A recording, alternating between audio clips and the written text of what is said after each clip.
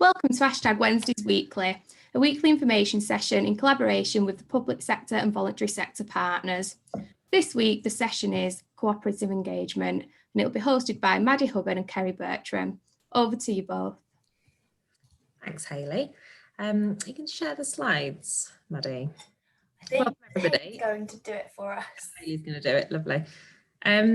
So it's really great to be able to do this and share cooperative engagement with you. It's a phrase that's been around for quite a while now. We've been talking about it for quite a while, but we've not sort of publicly gone through the process and how it's operating. And we're really pleased that we can share this with you at a point where we've got some real active projects. So you can see exactly how it works and how you might want to get involved in the future. Maddie and I both work for Action Together. I am Strategic Locality Lead for Rochdale. Do you want to just introduce yourself, Maddie? Yeah, so hi, I am Engagement and System Change Manager across our three areas, so Oldham, Tameside and Rochdale. Fab. Move on to the first slide, Hayley, thank you. So cooperative engagement is Rochdale's approach to working with the voluntary community, faith and social enterprise sector, so that's VCFSE, to engage with people and communities when a change is happening. So when something needs to change, either because it's been mandated or proposed, or there's something in the community that's happening, we are promoting this style of engagement called cooperative engagement. Fab, thanks. So in terms of why I want to do it, at Action Together, kind of one of our core objectives is to radically amplify the voice of local people and get them involved in changing parts of the system that aren't working, which is why my job exists in the first place. And engagement in general is needed for a few kind of obvious reasons. One is what we've called the knowledge challenge, just that people and communities and the voluntary sector have huge amounts of knowledge about what's working and what isn't working and what's happening in their communities that the people often that hold the money and make the decisions don't have access to. So engagement is really important to share the knowledge and insight that everyone has and make decisions together. Another is the justice challenge, that if decisions are being made that affect your life, then you should have a say over what that looks like and what's going to change and what's going to work well.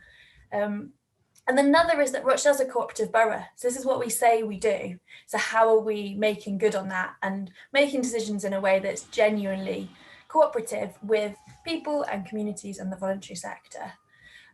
But engagement and consultation often falls short of these aims because it can be done in quite a limited or tokenistic or rushed way, last minute kind of thinking, oh, we need the voice of people, and then going to the same people or just putting a survey out.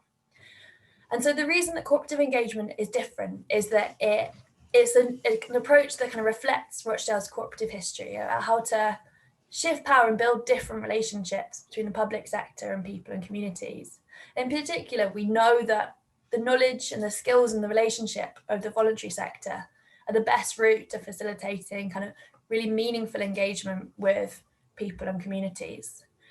So cooperative engagement is built around the reach and the skills that the sector has, and it's about helping everyone pull in the same direction around a shared priority. So bringing kind of that energy and that mandate for change and a sense of shared ownership. So on the right is an example of just some of the projects that are currently being discussed around cooperative engagement, and it's from all across the public sector and communities. Everything from early help, children's services, adult services, alcohol-exposed pregnancy, urgent care, the phone system that you might call into at Rochdale Council. There's a huge range of things that are being discussed that come under this potential approach. So Hayley, can go on to the next slide. Thank you. Lovely. So we like to think of cooperative engagement as the bridge between the public sector and people and communities. So whilst it's really valuable to go to individuals, go to residents, go to people, we know that the voluntary sector already has some really great trusted relationships with cohorts of people or relationships in particular neighbourhoods or places. So if we don't work with the voluntary sector, then we're missing out the benefits of those relationships. We're missing out the skills and the networks of those voluntary sector organisations. And that would include different approaches to engagement. So maybe creative engagement, or engagement that's based on a participatory approach or a social project. So we can often get richer and deeper understanding around people's thoughts when we go into them through the relationships that already exist.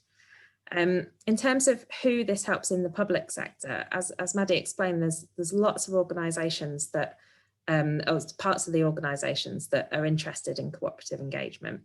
And I think there's a real recognition, particularly through COVID, where people and public services, I don't think have ever been closer. There's been a lot of listening done by the public sector in terms of people's voice, and we want to expand on that through those relationships of the voluntary sector.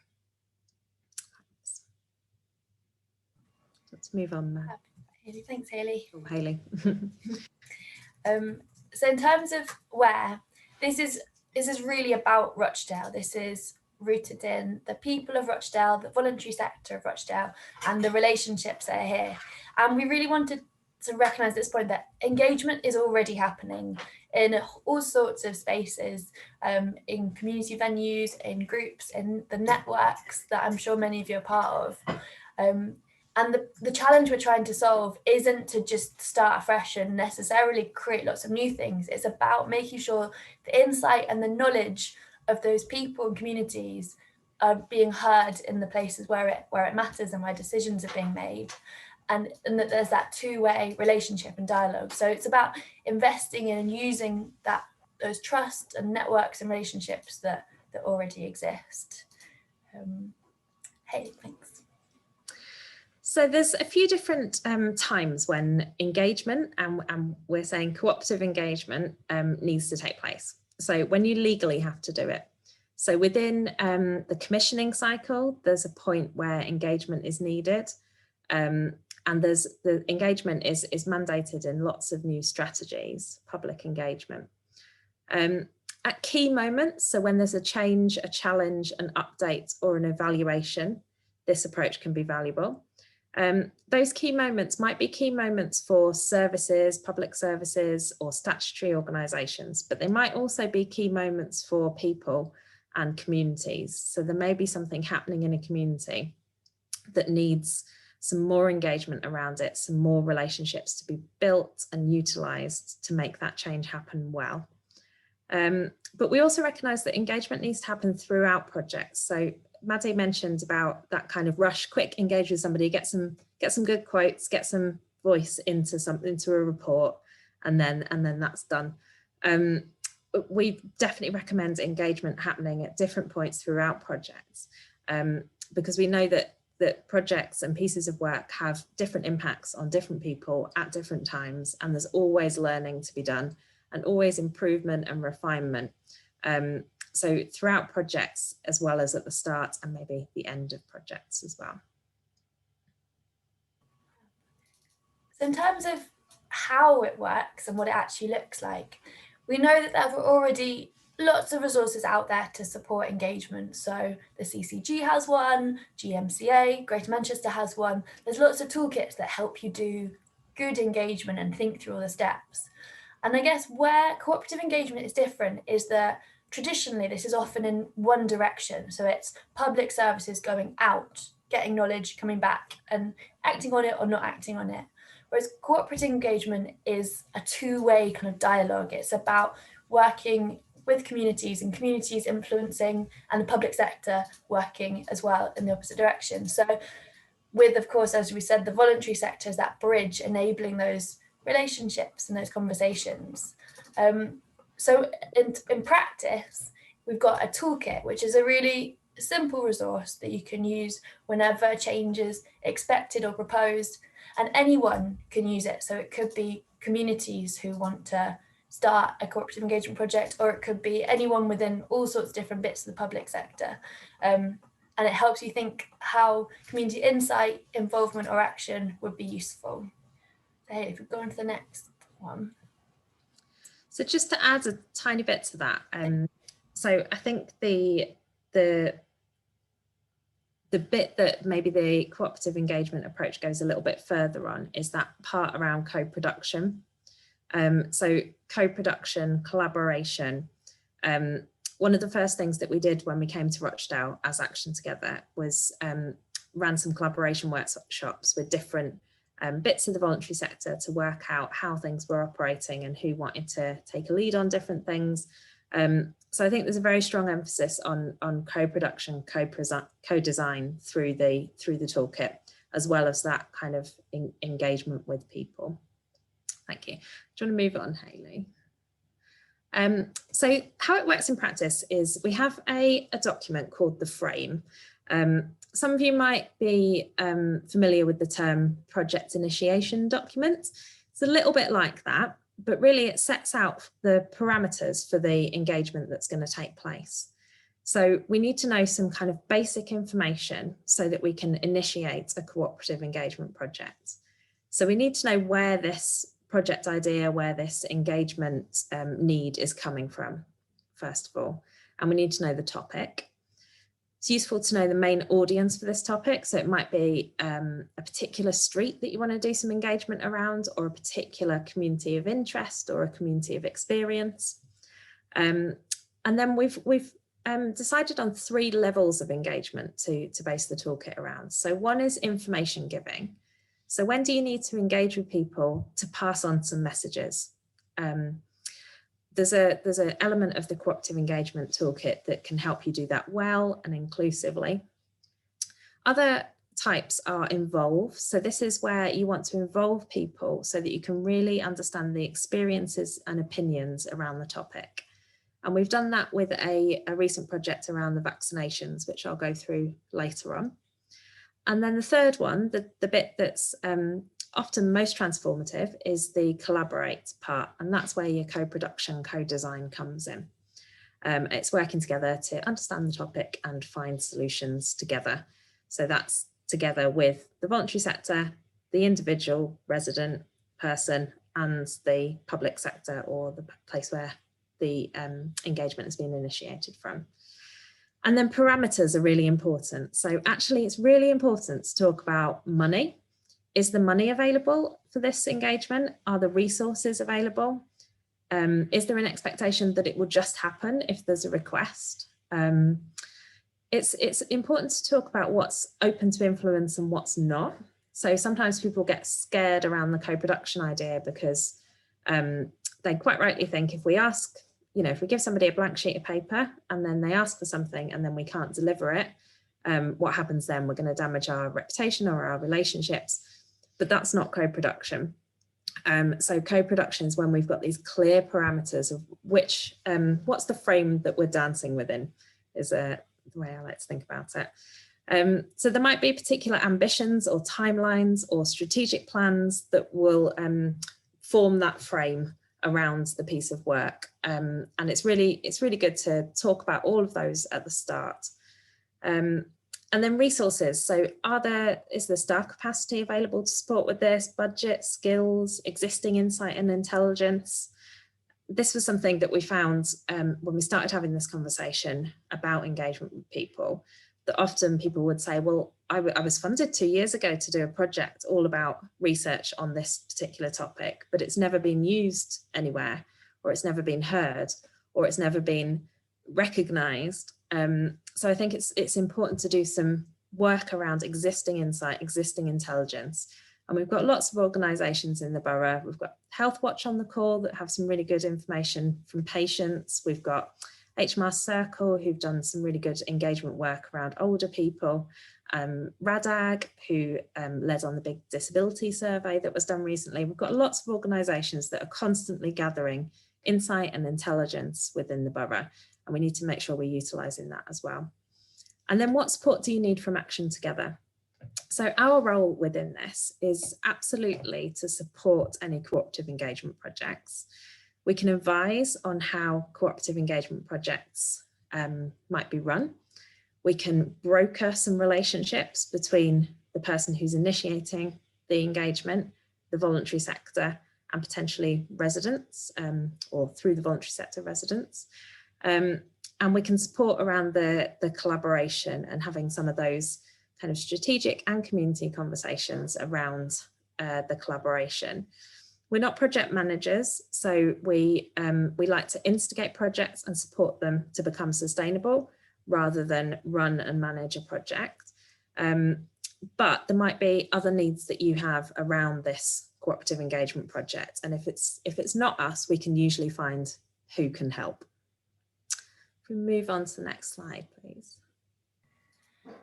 So it's probably too small to see on the slide, but on the right is just some images from the really simple flowchart we have at the start of the toolkit, which is what we use as kind of the brokerage tool. Once you've done the frame and been really honest about the level of influence that people can have over the project, you've really thought about why you're doing this and what resources you have to think through what that challenge needs and the right level to work at for it. And as Kerry said, there's kind of 3 different levels, each of which people can fundamentally shape and reframe and change what you're working on to make it have the best possible outcomes ultimately for the people and communities of Rochdale. So just to kind of talk a bit about what it might look in practice, that if you'd filled out a frame document and we'd, through a conversation really thought about the requirements of what you need and the decisions already made and what the challenges you're trying to solve. And then if it's information giving, it would be saying that actually just broadcasting something out isn't going to get information to the right people in the right way. There's always a section of the population that you're not going to reach because of various barriers that they face. And so we can support this. There's an inclusive messaging group, which brings together a really diverse range of people from the voluntary sector, and messaging challenges are brought to them, either to co-design a message or to think how to get it out to specific communities. That's supported by the work of Together Rochdale, which is a Healthwatch-led kind of coalition of people making sure that messages are reaching the voluntary sector and communities that other channels might not. And finally, there's a document called Spaces and Places, which is a really big kind of directory of all the engagement networks and groups and meetings and organisations that already exist that can support whatever project it is you're trying to do. At a deeper level, so going beyond just information you need to get out into kind of involving, where you need to gain deeper insight into the challenge or into a solution that you're proposing, that's where the kind of existing toolkits are really useful at that kind of level, and as is the Spaces and Places thing. Again, the kind of the networks and partnerships that already exist that you can go to and bring the challenge that you're trying to solve. And then finally, at the deepest Collaborate level, that's where you kind of need to invest the most resources into bringing together the people closest to the challenge. And the idea is that at the Collaborate level, you're not only kind of bringing a challenge to see what people think, but you're planning and doing and evaluating together something new, something kind of knotty that you haven't been able to solve without the help of people and communities. And then on the right hand side, the thing that's feeding up back to the top of the flowchart, which when you see the full toolkit, you'll be able to kind of understand the kind of loop that it goes in, is the idea that insight that comes from any level of engagement is captured and evaluated and then fed back to reframe the challenge so that you kind of understand it at a deeper level, to influence other similar projects that are happening, and to close the loop with the people that you've spoken to so that they're constantly kind of aware of how the things that they've shared have then led to actions being done differently. Thank you. Right, so here's an example. It's not a nice neat table, but it kind of does illustrate the type of interactions and how things work with cooperative engagement. So I'm going to use a really topical example of the vaccines. If you're listening in 2025, we have this thing called the pandemic, and we needed to work with communities around it. But if I just talk you through this example, so if we start in the top left, and then we'll work our way around clockwise. So vaccine support, there was a need identified at the Insight and Behaviour Change group. So the Insight and Behaviour Change group is a public health and Rochdale Community Safety Partnership led group. I think I've seen a couple of people on the call today who are often there and feeding in. And the idea is that insight around COVID comes to that group. So insight from communities. So lots of different organisations feed that insight in, and it helps identify where the needs are, where the gaps are, where the really great solutions are already existing that we can expand. So the Insight and Behaviour Change Group identified that we needed to work with communities around the vaccine to help people feel safe, to help people take up the vaccine when they're offered it, and also to help identify issues within the process of getting the vaccine. So there was a frame filled in, which was a conversation, which framed a conversation with the inclusive messaging group. So the frame was about vaccinations and also lateral flow testing. The frame gave us some really good kind of parameters of how that our conversation needed to happen, and a task as well. So we then had an involve type conversation with the inclusive messaging group. And we used a tool called Miro, which is a sort of online collaboration tool. And that's the picture with all the little post-it notes. And we did a sort of mini insight gathering about how people felt about the vaccine and testing, and what messages people needed to hear at the moment, and what was most important around that. And we got things like a sort of myth around the vaccination putting a chip in your arm to control you, and other myths. And then we also got really useful insights as well around older people who are getting information from television and not online, feel that they're getting better information. And all of this insight was fed back to the Insight and Behaviour Change Group. So that was the involve part almost completed, although there's always that opportunity to bring it back around again and take a more nuanced challenge back to the inclusive messaging group.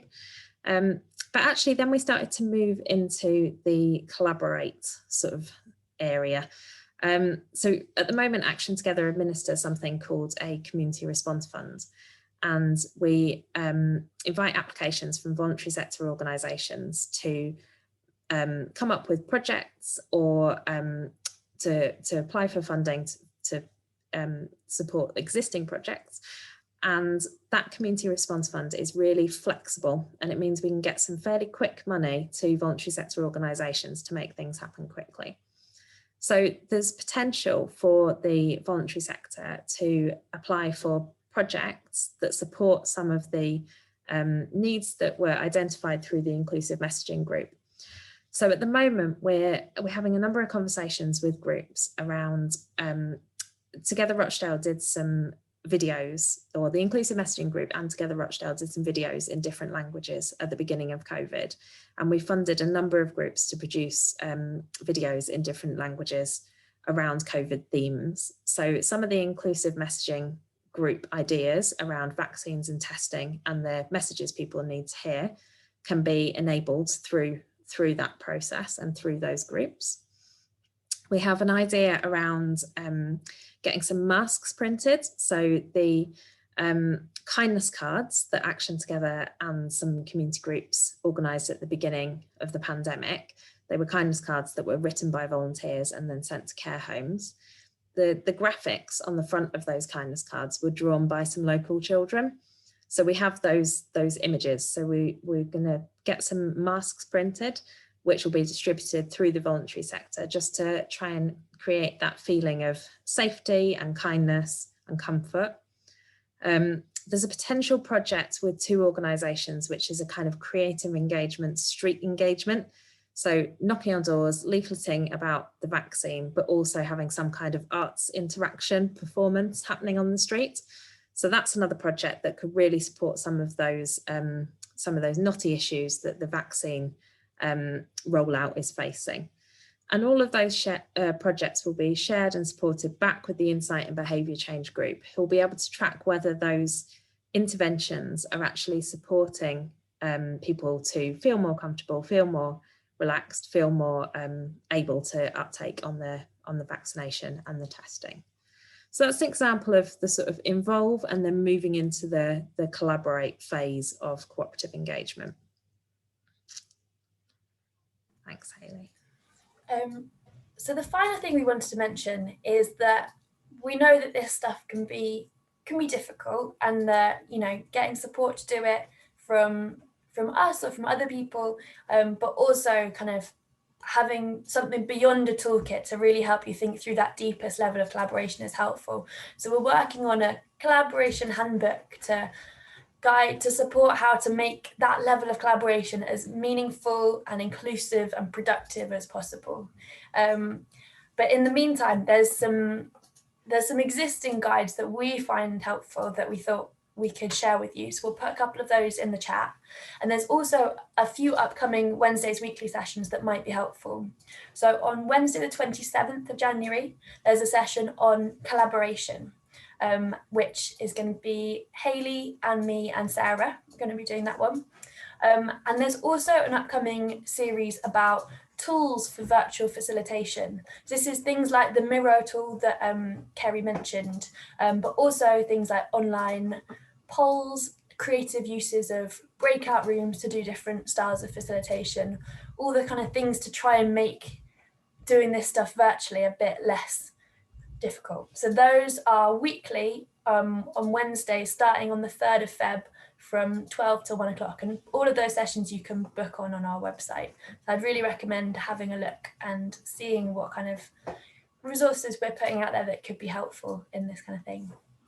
And I'll put those in the chat now, the guides we think are good. Thank you. So that's the end of our presentation. It'd be really great to get some questions from people. Oh, it's nice to see all your faces again. I don't know if anyone's got any initial thoughts or questions. We're really up for dissecting things. Has anyone got any questions to ask? Be brave. And don't leave me hanging, people. So, Kerry, it's Hi, Janice. I'm Janice, I'm the head teacher at Failand Park High School. So I know you're just talking about a collaboration handbook, and when do you think that might be put together? What's your time frame for that? Because it does sound great what you are doing and giving guidance to us all. So we've got the collaboration workshop coming up, and I think we're going to record that, and that will be part of the collaboration handbook. So I think over the next couple of months, we'll be putting that together. We really want to make it like a really Rochdale Borough inspirational guide, rather than just kind of pulling bits and pieces from across the internet of good stuff that exists already.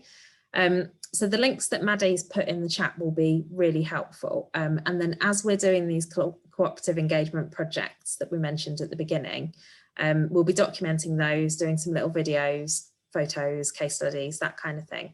And that will form the collaboration handbook. So it might be a couple of months, but it will be really rich and Rochdale when it's ready. So anything you wanted to add to that, Maddie? No, just agree with all of it. And if, Janice, if there's anything specific that you come across that you think, it'd be really helpful if that was included, we want to obviously make it useful for people. So I'm really open to hearing what you'd want to see in it. Yeah, and just from our point of view, obviously, you know, I know this is fairly new kind of for schools to really kind of get involved at this sort of level. We're just wanting to learn, find out from yourselves, but also kind of support from an education point of view for how you might want to be engaging with young people. That's where I think we might be able to contribute, but also, yeah, where I think that we might be able to contribute some ideas as well from a school perspective, and now then you engage with other schools across the borough as well. But yeah, but thanks. Really great. It sounds great, and an interactive thing is better than a document anyway. So thank you. Yeah.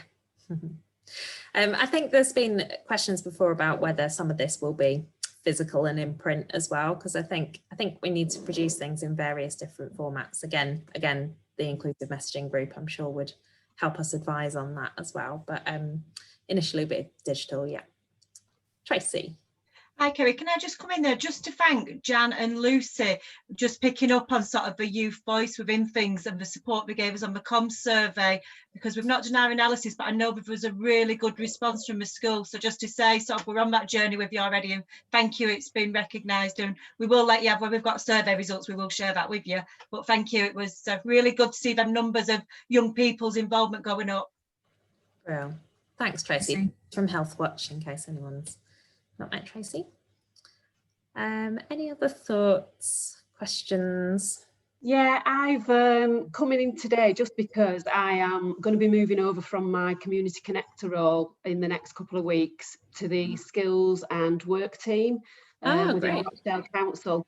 So obviously using my kind of links that I've got with various voluntary sectors and public sectors, lots of different groups.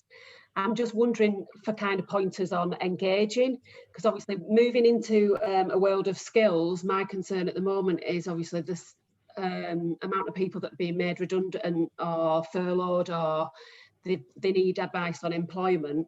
It's about kind of getting information on changing people's mindsets to people that have obviously been affected by COVID, whether or not, and it's how I'm going to kind of engage with the current situation and restrictions at the moment. Sure. So just feeding back into Janice from the school, I don't know whether or not it would be an option that we could have some kind of parents workshops that we could feed into, so that obviously if there are parents out there that have been affected by COVID and they are now suffering from being unemployed, or whether or not we can kind of connect into that world and speak to people about re-engaging with new skills and, you know, retraining for other things, especially if they were working in like hospitality sector and what have you. So yeah, that sounds like a great project.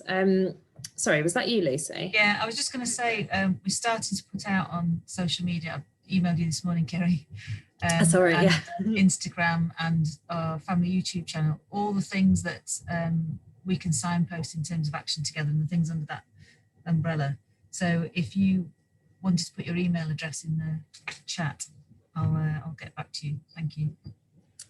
Thanks, Lucy. I think that there's a number of things around that. So first of all, the Spaces and Places document has got all of the networks, and they're organised into sort of themes. So there's networks around specific themes.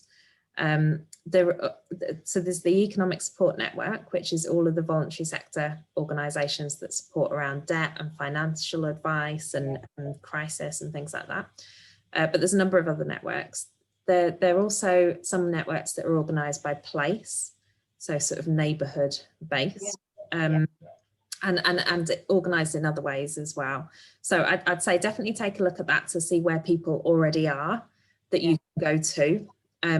But it sounds like you've got a challenge there. It sounds like you've got you've got a specific ask around how do I connect in, how do I get to particular people, which sounds like the perfect thing to put on the frame document. So if you filled in the frame document and had a real think about your parameters of this in your new role and brought that back to us, we can then either take it to the inclusive messaging group, is always a good port of call, but there might be other groups that we think, oh, actually you're talking about parents there, so what about the Children, Young People and Families network, and can we link you in with that network and take this frame to those organisations? So I'd absolutely say put your challenge out there through the frame document, get it over to me and Maddie, and then we can arrange to have a conversation and have a chat about how we might help with it. But there's also the Spaces and Places guide that you can have a look at yourself, and there's links to that in the toolkit as well. Yeah, I've just posted a link to Spaces and Places in the chat. Oh, you can look through that. And yeah, it's just absolutely recognise how difficult it is to think about this right now when we can't be in person, and all our kind of instinct kind of go-to ways of engaging aren't safe and aren't possible. And that's where the sector really comes into its own, because you're not going to be able to build new relationships and build trust and really help people feel comfortable to share their experiences right now from scratch when you can only meet them as a little square on a screen. But there are so many organisations that already have those relationships and that trust, and they can help connect you to them and ask the questions in the right way, and you know, work with people that you wouldn't be able to reach otherwise.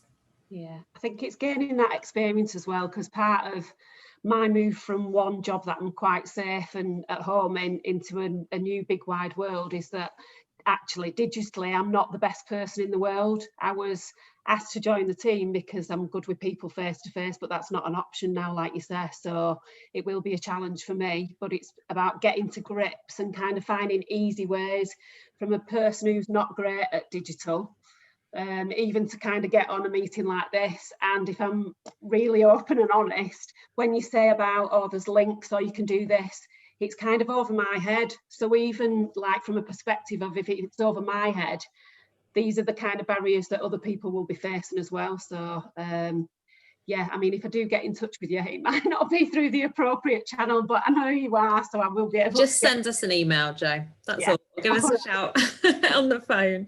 Yeah, and I think, I mean, it's important to recognise that we've found when engaging with people, our sort of regular people that we engage with have changed a little bit through COVID, and some people do find it easier to attend meetings or to engage online because, you know, going out and socializing and things might be difficult things for them previously. So it's kind of horses for courses, isn't it? But I think the most important thing is building and developing and drawing on those strong relationships, which is what this is all about, really. Yeah, thank you.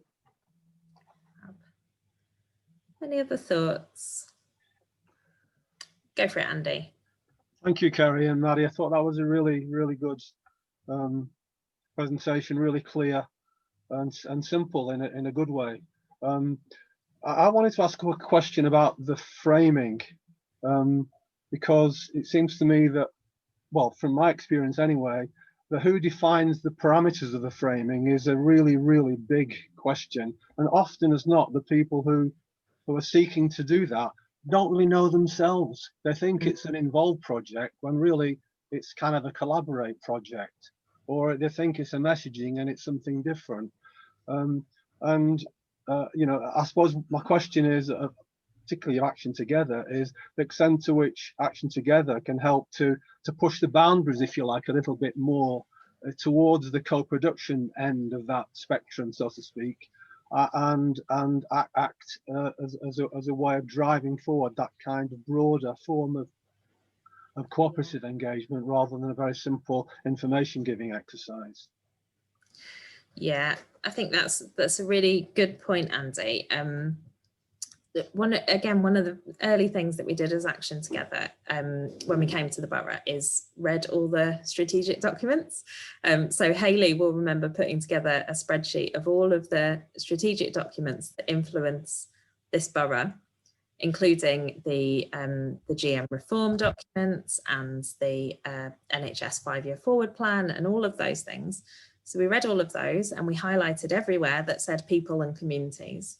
And then we went back to the system and said, okay, this is mandated here. This is in the strategic plan that Rochdale signed up to. How can we help make sure that this is happening? So I think there is an element of understanding the sort of the climate that we're in within the borough, politically and in terms of those big organisations and big kind of drivers like the NHS and local authorities. So we can help with that, and I think something that we're really keen to do is make sure that those strategic drivers are given equal importance as community drivers. Yeah. So if something affects my life now, I don't care whether it says it in a strategic plan or not. I want to be involved in changing it, or I want to know that somebody is.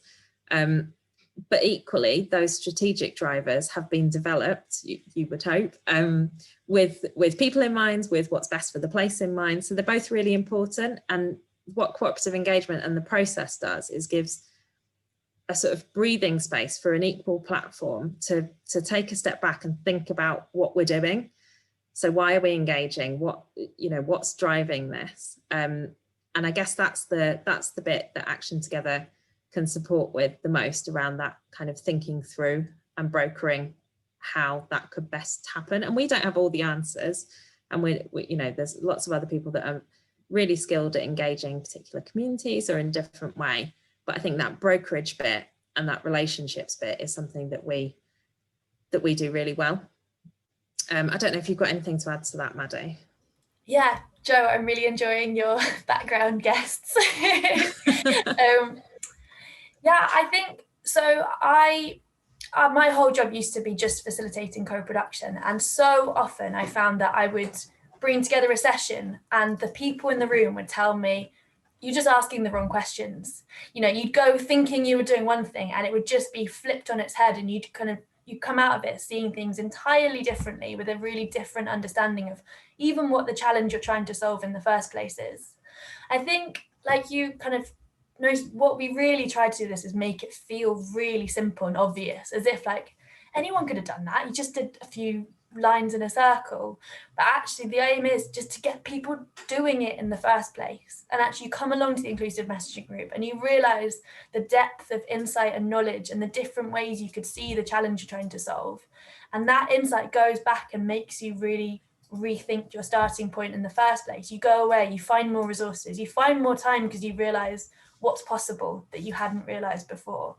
And what we try and do is really kind of push that forward and keep that happening and keep that kind of that circle of learning and experiencing what would feel different if genuinely we made decisions in partnership with people and communities in the voluntary sector.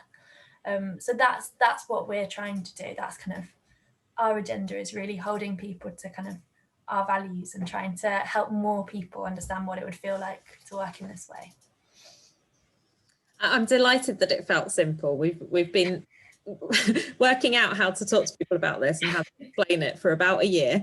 And some of you that we maybe spoke to you about a year ago will probably tell me that they had no idea what I was on about, or you know what we were talking about. So I think hopefully we've refined it enough so it is that simple. Joe. Yeah. It has to be capable of being used by people whose job it is to keep the street lights working, you know, yeah. or empty the bins, you know, really important jobs, by the way, but they're not necessarily kind of experts in people work, you know, because their job is to, you know, keep the street lights on. Yeah. And they will respond to something like this a lot more easily than, you know, a complicated spreadsheet full of jargon and other stuff that they haven't got the time or the inclination to get their head around. Yeah. So yeah, great, good job. Yeah, and that's definitely something we've noticed, that it's opening doors to conversations that we just wouldn't have been able to have before. Yeah. And I think ultimately it's a tool for a conversation. It's short by intention, it's only a few pages long, and so actually it might be quite difficult if it just landed on you, it might be a bit difficult. Whereas actually if you just have the frame to think about and then you have a conversation, that's a really human kind of way to think it through. And that's kind of how we imagine it working. Put your hands up if you think you might like to do a cooperative engagement project at some point.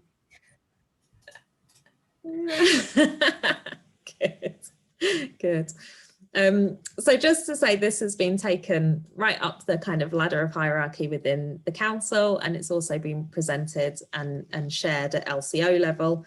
So there is a kind of understanding and a commitment there from statutory partners. And then our engagement that we have with the voluntary sector is very, very regular. So we have stuff on every week, and I'm not sure if we put a link in the chat, but we will do, to our events and training. And if there's anything that anybody wants to jump onto, welcome. And you don't need to get permission to join any of our stuff. We just welcome everybody. Yeah. Yes. This is a little bit my wheelhouse actually, because what we do is we're using co-production as a means of like addressing severe and multiple disadvantage, you know, within the community and stuff like that. And but we're also like in collaboration with Newcastle University, Cumbria University, I think it is, forgive me, and they're trying to get all the kind of learning of the best practice and stuff like that. What we're doing is we're going along. Right. I think that there's quite a lot of points that I could possibly contribute at some point if anyone wanted to, you know, like discuss it a little bit further. I don't know about you, Maddie, but I'd love to link up with you a little bit more, because obviously I know we've spoken in the past, but really encouraged by a lot of the stuff you're doing. And I just want to say as well, this can be a really meaningful thing to the people that are involved in co-production as well. I was involved in the Housing First project, and it was something that was really instrumental in me getting myself back on my own feet and things like that. And one of the things that was really effective about the way the Housing First project did it was they actually put a lot of investment into the people like that was partaking, that was participating and stuff. And it was more in terms of like a collaboration, as Maddie said, where there was actually it wasn't just like a consultation thing. There was a measure of trust put in the co-production panel and a measure of value put on what it was they was doing. And just because of that, because they was able to see the influence of the conversations they was having, and they was able to see them being incorporated, and they was given tasks like marking bids and designing the tender and things like that, and giving training and all different bits. They was actually working together with the providers and stuff. It just gave them a lot greater motivation and things like that. And if a person's got a motivation and they've got a hunger to do something, you're obviously going to get a lot more purposeful, meaningful, involvement from him, engagement and work from him. Yeah. That's really useful to hear that from that perspective as well, Patrick. I think that we can't underestimate the sort of power of contribution. So when people get the opportunity and support to contribute, that has a huge knock-on effect. And I know that you hosted a conversation at the last Equalities Assembly around your work with Turning Point, but I wonder if there's maybe an opportunity to have a chat with you about doing the Wednesdays weekly. So doing a session just like this about your experiences and your project's experiences and learning. We'd love to learn more from you, have a conversation about improving this as well.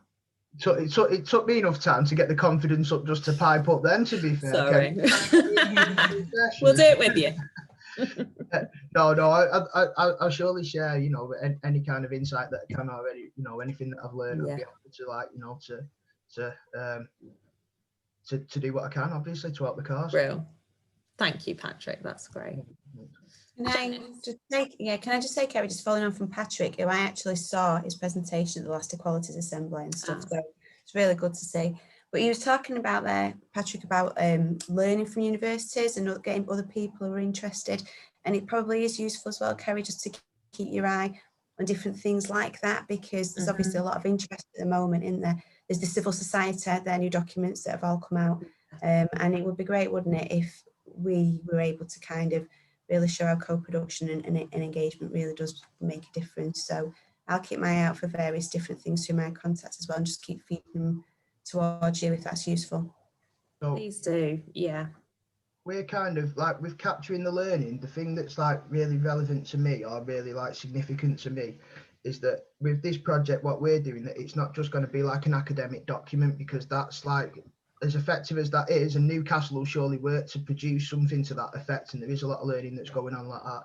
Learning can be adapted across different scales to suit the audience, can't it? And a lot of people that are in this sector or in grassroots organisations aren't going to sit down and read a massive document to that effect, so it's much better. We're looking at different ways of capturing it. We have graphic recorders that come in, draw up all artistic pictures and try and break it down in a simple way, and trying to do it in film and all other different kinds of means that we're trying to use that are going to be a bit more engaging. And also, I suppose, a lot of learning's about condensing it down and picking out the most relevant points in it. But we're still working on that, so I'm sure that when we get to the end, we'll have something that we can share with everyone that's going to be meaningful. Yeah. That's going to, And I think as a borough, you're right, shouting about it in whatever way, whether that's through an academic report or through a film, is really valuable. And I think that bit about how people feel valued and feel that they've contributed to something, it kind of closes that feedback loop as well.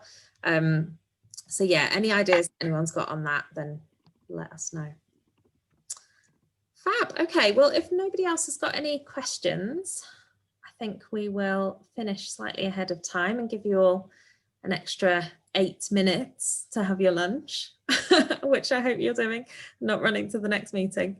But thank you all for coming, and please do drop me or Maddie a line, and yeah, let's do stuff together. Thank you. Brilliant. Thanks, Thank Kerry. you. It's been really good. Thank you. Bye. Thanks, Kerry. Thank you. Thanks, Maddie. Bye-bye. See you all soon. Bye.